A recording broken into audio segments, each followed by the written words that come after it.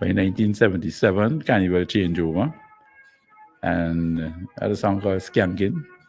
78, we had Bionic Man, Bionic Woman walking in slow motion, trying to fly up like Superman, talking about the children, school children. And 78 went down without a hitch. But by then, I was chosen as the Calypso president of the Calypso Association. We had an interim committee in 77 and 78. The Calypso Association was organizing everything in terms of Calypso. The tent, we put the bands together, put Calypsonians together. We even got musicians to arrangers to do the writing of all the song of the music for the Calypso, so we could have a more unified force in terms of dealing with the whole Calypso entity. And 1978 went down well. The manage became king. So sang Calypso for the first time and came second. He was a member of the Climax band, Winston Sosa I'm talking about, the late. And we were singing with Climax in the finals. So Climax was in the finals in 1976, 77, and 78.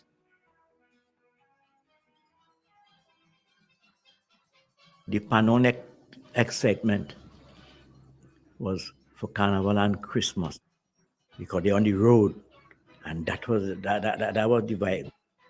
And well, I see something was done to put the pan back on the road for Christmas, but in our time, it was a spontaneous thing, and pan was coming on the road before 4 o'clock, and you're making rounds wrong tongue because all the bakeries open.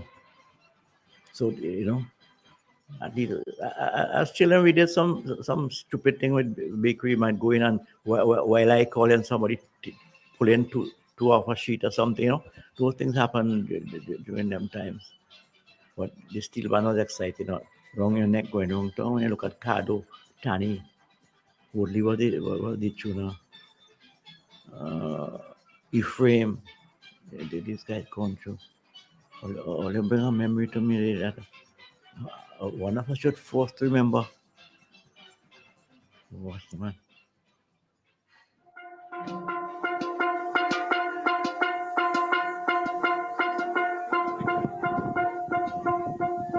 But all in all, you are the youths. You have to stay undercover. You do anything, yeah, they hamburgers from doing it home and doing what you want. But when you're going on the road, you can't be too close because the big one pushing you away as a little fella, You mustn't get too close.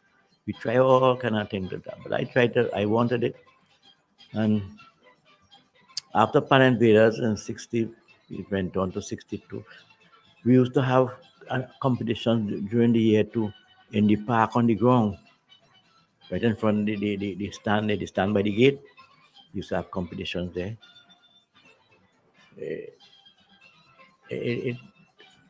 Sometimes it was done by business people like Mr. McIntosh, Erica McIntosh, father. Yeah. Biscuit McIntosh, right on. He was one of the guys who would sponsor a competition.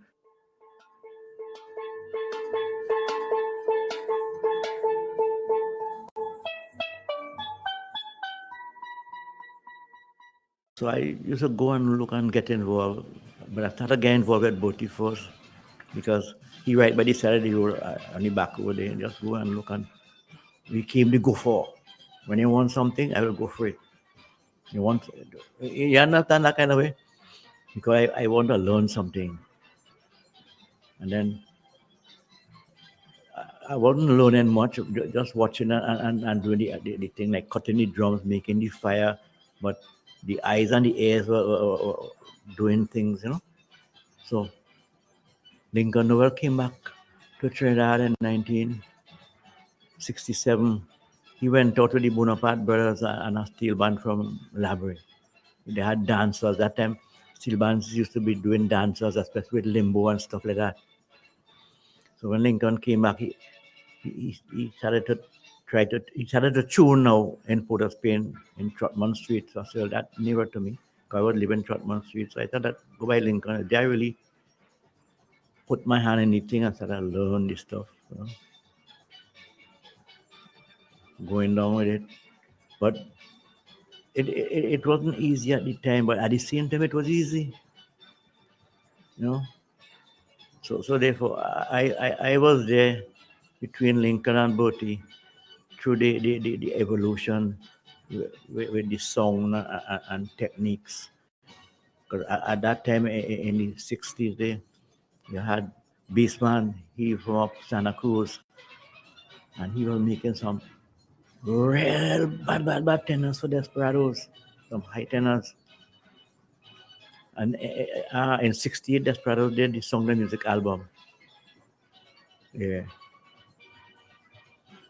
So things started happening, and my eyes started to get big because what I see in here, I didn't leave attention with the depth of the instrument, the flow of the notes, and the textures of song that you started to get.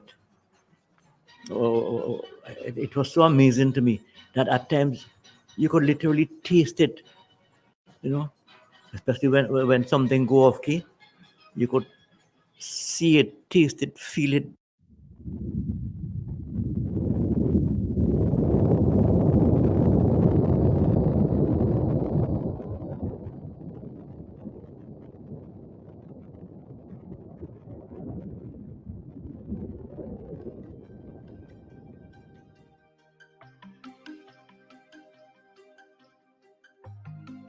My name is Alida Derek Cordis.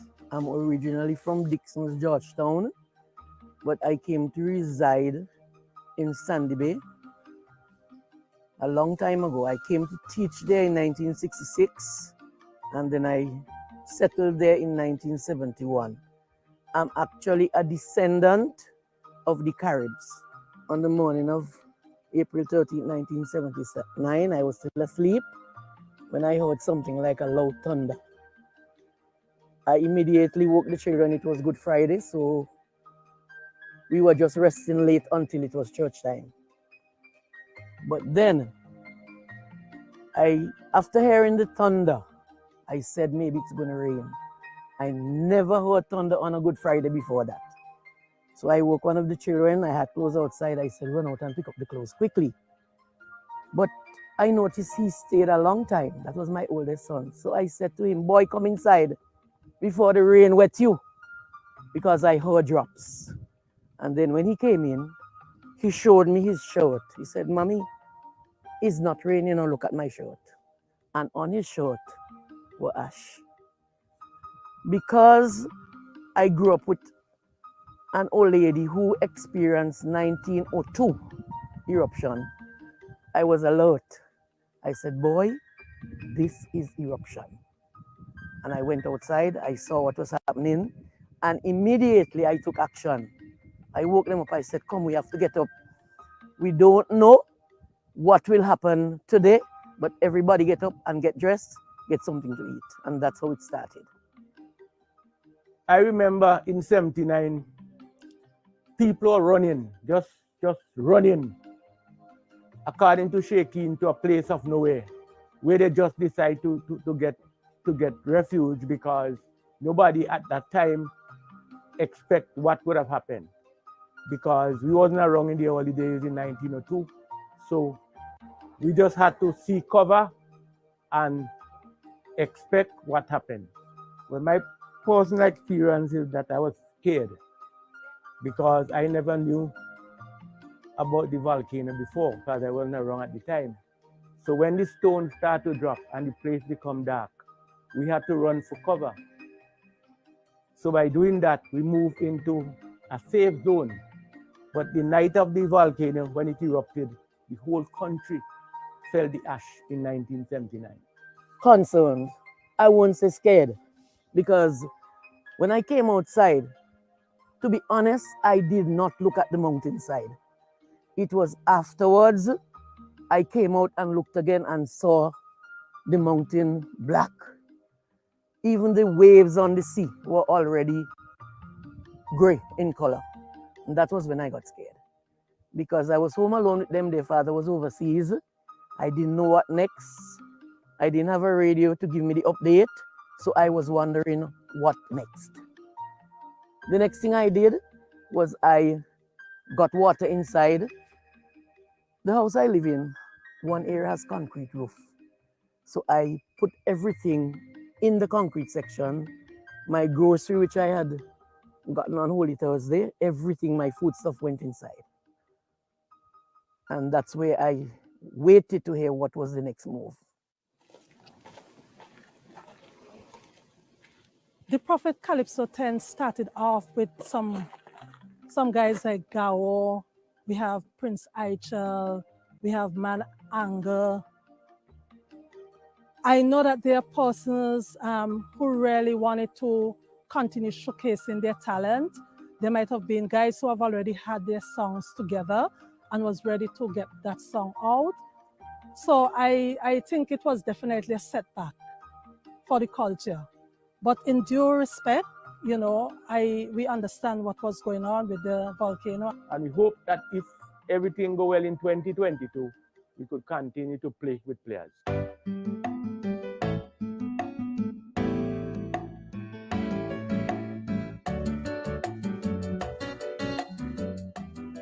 You're organizing everybody, but you don't have a song? I said, but wait, I don't have a song in truth. So I went home and organized myself and pull something together. If you look at my song, it deals with some history. It has, you know, history and a little political and a little bit of, you know, that a little bit of the things that kind of make us who we are, or made us who we are.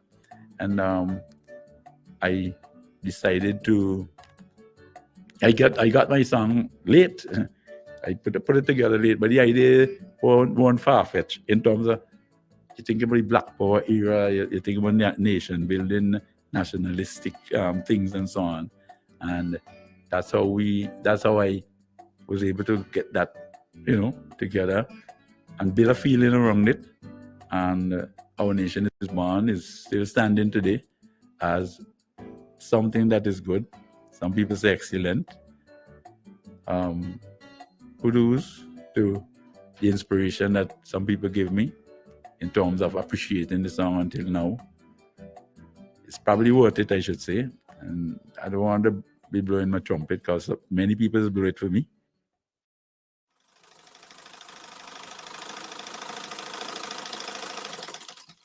Well, everybody don't know how it goes with me. I just an artist in a form. I ain't just mass, man. I artist, symmetry, style, everything you want.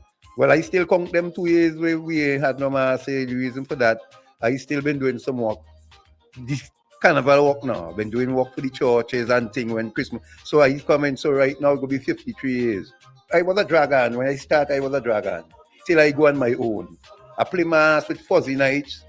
I play mass with 1 or 2 women like Stella Dreams and them kind of women they play mass with, right? But 2 mass band up to now. Mine, since I come in now, this is 25 years to me, and the rest of the dragons. Carnival was more fun it all we together, and then remember nobody getting pay and thing, you know, the kind of love thing, and the fun in them days is to go and thief wire in the night. Because remember, it wasn't so mass, used to be wires, now like we going and buy fiberglass. Everybody had to do. So we had to go teach Ville neck wire in the night and all them kind of thing. Anyway, we see a roll of wire we got. So Carnival was more kind of fun and togetherness and that kind of thing now. Was no money. We cook every night and party. Because it was no money in it. Was no money in them time. But like how it got commercial now. Now we selling mass now. So it got commercial now is money. Investing money up front. In them days, you never used to invest no money up front. Right? And money was small because I remember my teacher, which was Roy Ralph, when he plays First King, he go by Harvey Williams by the bank and borrow $500 to play King. And when he win, he get $250. But say what the $250 wasn't the important part, you know. The important part was the amount of things you're getting from YD Lima, from Corey's, the amount of gift they used to give you. T-shirt bands in St. Vincent started as an advertising band for businesses. When T-shirt band started, it was a matter where known established business in Kingstown decided that they would use the Carnival Monday to showcase or market their brand, their business on the back of T-shirts, etc. So the original promoters of T-shirt bands were mainly owners and or managers of businesses. And I can call the names of few. We had Ricks, for example. He was Mr. Rick Hillocks, known as Ricks. That was the name of his business.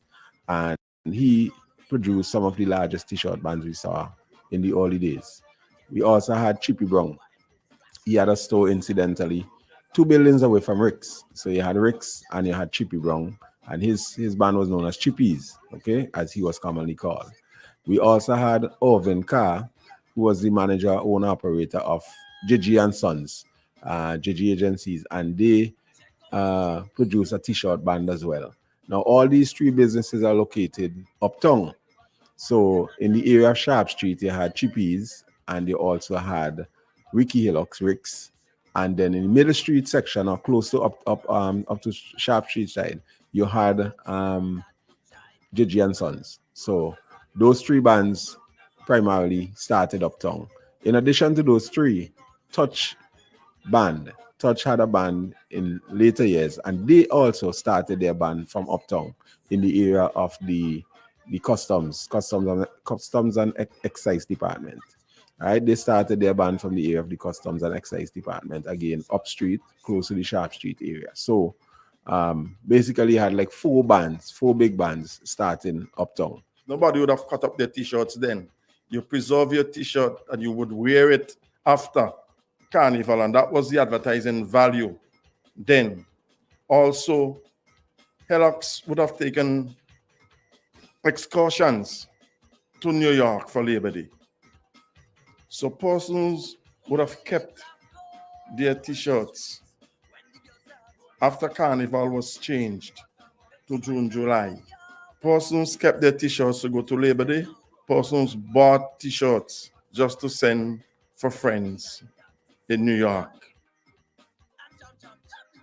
You saw a movement into musical bands producing their own t-shirt band. So you had Black Sun on the road promoting their song, and you had Touch. We can recall Touch having a number of large t-shirt bands in Kingston. At times they were unable to provide music themselves only for the band. They had to engage other bands. So you would have had 2 or 3 trucks on the road for a Touch Carnival Monday t-shirt band. We also had Beckett producing t-shirt band. And during that time, mainly t-shirt bands shifted now to where they were being used. Carnival Monday was being used to push and promote songs for the road march competition. So Touch will be pushing their songs for the road, Black Sun doing likewise, etc. Beckett did also. Now, this went on for quite a while, and then it shifted again from musical bands after the bands start being less prominent in Carnival. You had a shift now to commercial t-shirt band, because at one point there was no Carnival Monday band on the road. There was, in the year 2000, there was no t-shirt band on Carnival Monday. Persons basically came in town, hang out, lime for a while, and one truck came up the road, Ace Kickers, Andrew Westfield of blessed memory. He came up town with his truck doing a sound check for Tuesday Mass, and we had persons jumping behind that truck. That was the only truck that was on the road in that year. At the end of the day, it was always about promoting something when it comes to Monday band and t-shirt band. In 2019, Kinetic itself, the band, brought a t-shirt band in Carnival. But generally speaking, DJs, after that era with the live bands that produce their own band, DJs basically are the ones that provide the music on the road, except for the years when I would have had Kinetic or Signal on the road. What you had happening now is that people tend to look more for the entertainment value and the drinks. So the modern day, if you're going to have a high road band, you'll find persons gravitating to the band because there's a lot of liquid. One of the bands that I missed out would have been the Green Machine, because I was leaving that for later, because the Green Machine came into existence because of this whole issue where the bands got so big and the whole what persons were looking for in terms of their satisfaction went to a different level. So persons were looking for the wild jump and wave when bands like the brewery and Flow and so on got involved. So there was this niche that wanted a quieter and closer sort of enjoyment. For the t-shirt bands, I would like that the t-shirts be a bit more creative, with a better theme. It must be tied to, it could be tied to a song, for example. But I would like to see more creativity coming out in terms of the branding of the t-shirts and the color scheme.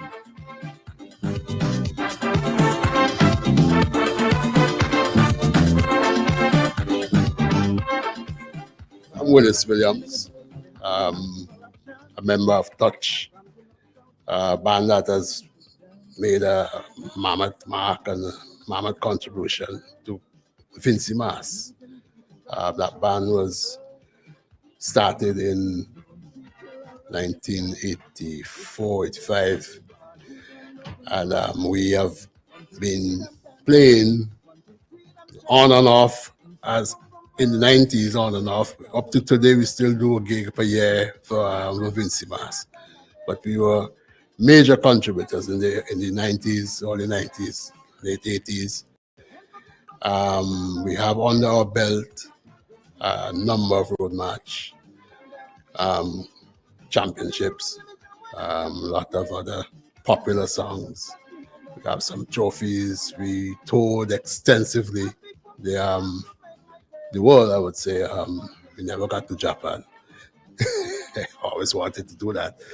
Yeah, but we've had successful times. We've had success in terms of getting the Vincentian message out there, not necessarily monetary or anything. In those days, we weren't conscious enough to be doing this thing for the money. We were pretty much doing it for the fun and for what we could get out there in terms of our music. Naive youths, huh? that's what you would have to say we were at the time.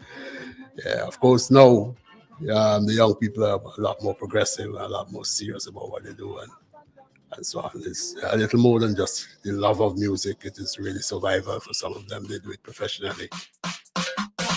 I would say my first big band experience was with Black Sand, back then known as the number one party band in the land. Of course, I caught the tail end of the band culture in St. Vincent and the Grenadines when fully functioning big bands were one of the most prominent features of Vincy Mas. You had Black Sand, Touch, Exodus, Signal, New Direction, and some other bands that were heavily featured in Vincy Mas performing in and around Kingston. But I think I got the opportunity to perform with Black Sun in 2001 after having performed with some smaller bands on the hotel circuit, and that sort of led me to really fall in love with the soca music culture associated with Vincy Mas. But the last band I was officially a member of is HS Factor, which featured musicians such as Max Providence, Kamal Archibald, Franklin on Trobus, Chanel Mackenzie, Rayon Primus, otherwise known as Madzat.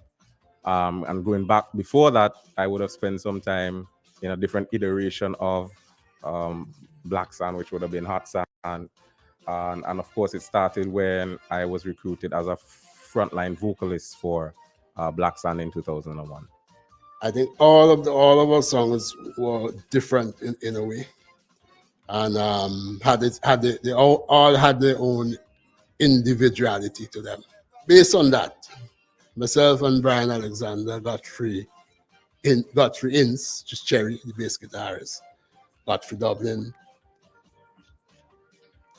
Colin King, Dings Johnson, Maxwell Porter. We decided that this is the direction we're going to take. We're going to be modern. We're going to do We're going to do things that people have not seen, not heard. We're going to be sticking our necks out. We're going to be called names, but we're going to stick it out. And we're gonna make a difference.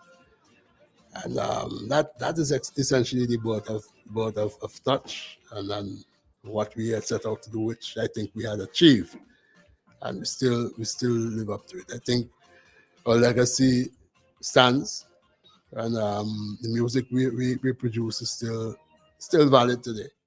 What I enjoyed most about the band culture in St. Vincent and the Grenadines was the at the time at least, the natural connection with the people.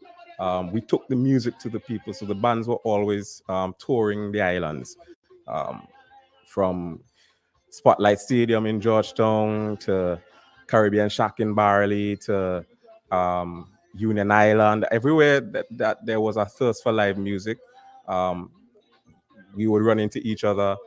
This week maybe Signal in Aquatic Club, and next week will be, Black Sun in Layu somewhere. And that natural connection with people wanting to hear live music and their favorite songs interpreted by local vocalists and local musicians was something that I always enjoyed. And seeing the reaction of hundreds and in many cases thousands of people at the various open venues that we would play was always very enjoyable for me. I think everything is a cycle, and eventually I don't believe that the thirst and the appetite for live music has gone anywhere. I think though that it as I mentioned, the advent of technology, which makes it cheaper, a lot cheaper to have DJs supply music, has had that impact on the staging and production of live band entertainment. But even when you, in this modern age, the audience, I sense that the audience still have an appreciation, because when you put them side by side, even in recent days, when you see a live band perform as opposed to just the artist with tracks, the audience reaction is different, markedly different, right? And so I think that there is room for the return of live bands. We just have to figure out a way to make it cost effective, and probably to incorporate the technologies that allow for the economic side of it to be viable. And I think once the audience is primed and the promotion is right, we can see a return to those days of live music in St. Vincent and Grenadines. Being a promoter during Carnival is a hard task.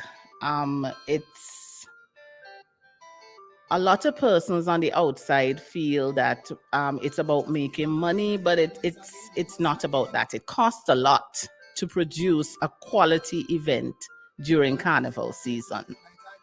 And as you know, there are a lot of events on. You have to be strategic in when you schedule your event, because you don't want to compete with the true Carnival events, the events of the Carnival Development Committee put on for Carnival. You don't want to compete with other promoters. Well, I don't think that you should be competing with other promoters. You want to give your patrons quality. You want to do all of this with a cost that the patrons could afford comfortably. So it's not as easy as persons think to put the whole package and give the patron the experience.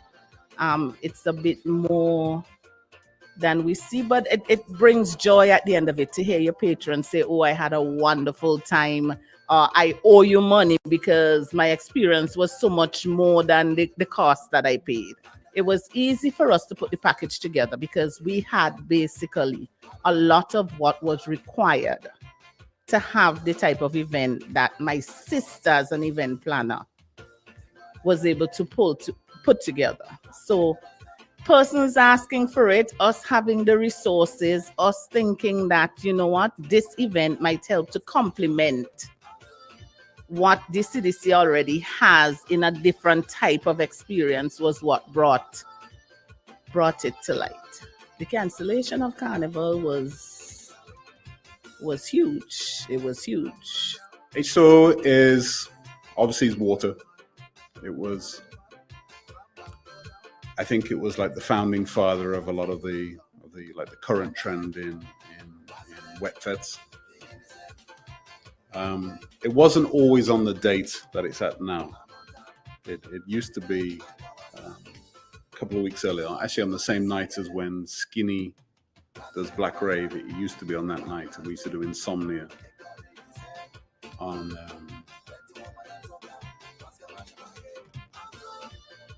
we used to do Insomnia on the night before Soca Monarch. Well, H2O is huge. H2O has I'm gonna guess around 30 to 40 local artists, plus DJs, plus some foreign artists. It's turned into a much bigger thing than what it originally it was designed as a wet fet. You know, it was meant to be a cheap and cheerful event. That was the original kind of concept of it. You know, it was. You may or may not remember, but back in the day, tickets never used to sell in advance. I think Hot 97 was perhaps one of the leaders in getting people to actually buy tickets in advance. And some of that came from, you know, price structuring. But I think the original area where it came from was I had done a show, or I was meant to have done a show, a Vibes Cartel show. It wasn't in Carnival. I was meant to have done a Vibes Cartel show for a guy in Trinidad. It wasn't my show. I was doing everything for him. And for whatever reason, it had to get cancelled. I think there was heavy weather or something. And I made a big announcement that, you know, you could come and collect your money on whatever the date was. And I think that was the turning point where after that, tickets used to sell in advance after that. Prior to that, you used to do, I would say, 80% of your ticket sales on the Friday, Saturday of the show. So the show was on Saturday. But the other reality in those days is that weather used to wash out shows. If you had rain on that final weekend, you were in trouble. You could literally lose tens, if not hundreds of thousands of dollars. And so H2O was the genesis of it was to try and get around that, because, you know, Carnival, it's always raining. The weather's pretty unpredictable during Carnival. So to get around that, we said, well, let's go with a kind of water content, and try and get people into the water. So that way, if it rained, you wouldn't have any issues with, with a washout. Now, originally, it didn't work quite as planned because everybody came dressed up for the first couple. And it took a little while, and then I think we changed the style of the ads. They were originally humorous. And then we'd made a big thing about how people dress and all that kind of thing, you know, and we kind of made fun of it a little bit. And it slowly kind of changed the culture, and that people were, you know, more kind of beach driven. You know, so that was like the genesis of H2O. Carnival has grown in St. Vincent. It's bigger than it used to be. Significantly bigger, I would say, than it used to be. There's more money being spent. I think people budget for Carnival differently than they used to. There's a bit more sponsorship available around Carnival time. The corporate St. Vincent tends to want to be a bit more involved. Carnival's important. Carnival is more important than I think we perhaps admit it to ourselves, and, you know, in society it's important. And my fear is that if we go on without Carnival for too much longer, you'll start losing a part of what's important to people.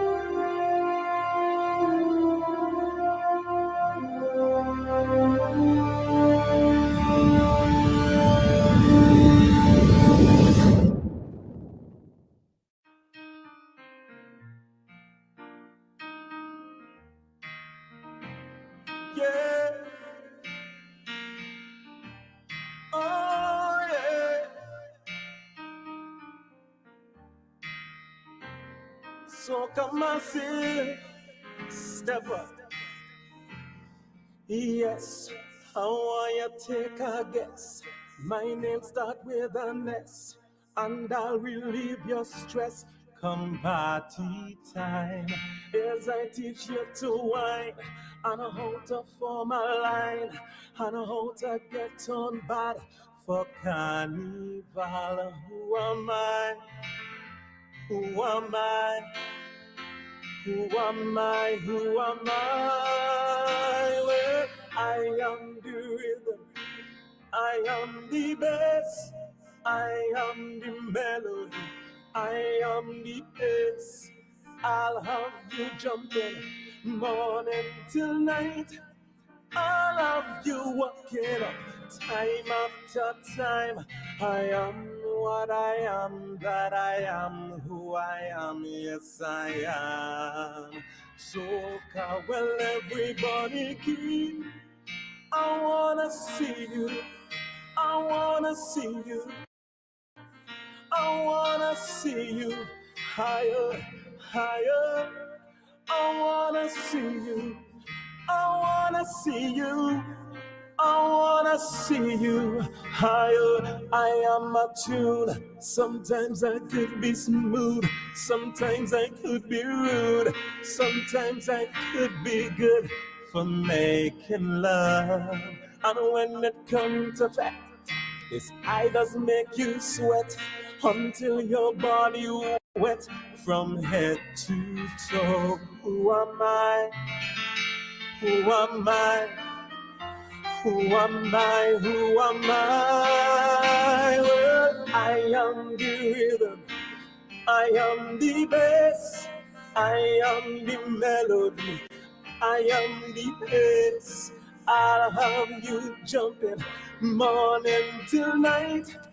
I'll have you walking up time after time. I am what I am, that I am who I am. Yes, I am. So well, everybody keep. I wanna see you. I wanna see you. I wanna see you higher.